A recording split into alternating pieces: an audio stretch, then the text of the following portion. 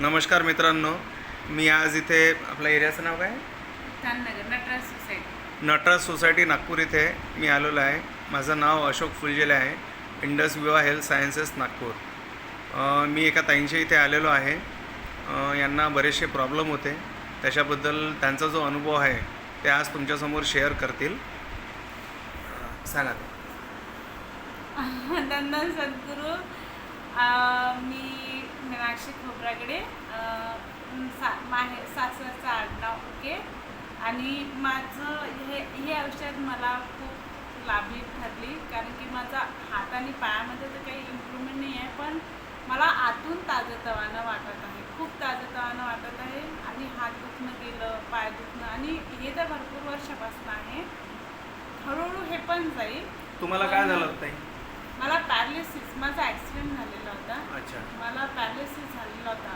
हां. शक्यताच नव्हती माझी वाचायची, पण तरी महाराजांनी मला पाठवलं. काहीतरी कर्म असेल चांगले म्हणून महाराजांनी पाठवलं.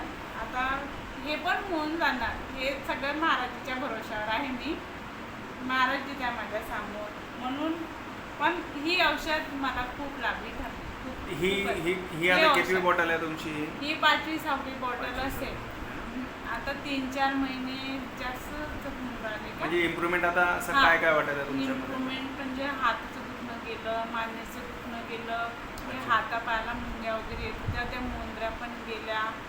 आणि दुखणं म्हणजे असं फटाफट मी कामं करते ना, तर माझे हसबंड पाहतच राहतात की ही राणीच कामं करत आहे म्हणून. तर म्हणजे चालण्यात वगैरे भरपूर चालण्यात, improvement झालं. बोलण्यात, अरे खूप इम्प्रूव्हमेंट आहे, खूपच इम्प्रूव्हमेंट आहे सगळं ह्या औषधीमुळे.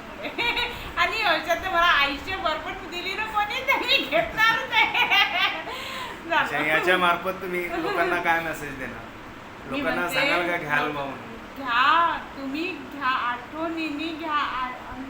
नाही म्हटलं ना तरी पण घ्या. मी तर म्हणते की औषध खूप चांगली आहे, खूप चांगला रिझल्ट देते. आणि विश्वास ठेवा. विश्वासावरच आपलं तब्येत असते. आपण विश्वास जर ठेवू तर आपली तब्येत चांगली राहील. आणि ही औषध घ्या, पैसे नका पाहू, ही औषध पहा. 2-3 महिने घेतलं ना तर ही औषधीचा फरक मलाच जाणवलेला आहे. म्हणून ही औषध सर्वात आधी तुम्ही सर्वांनी घ्या. चला ठीक आहे ताई, धन्यवाद. खूप खूप धन्यवाद तुमचे.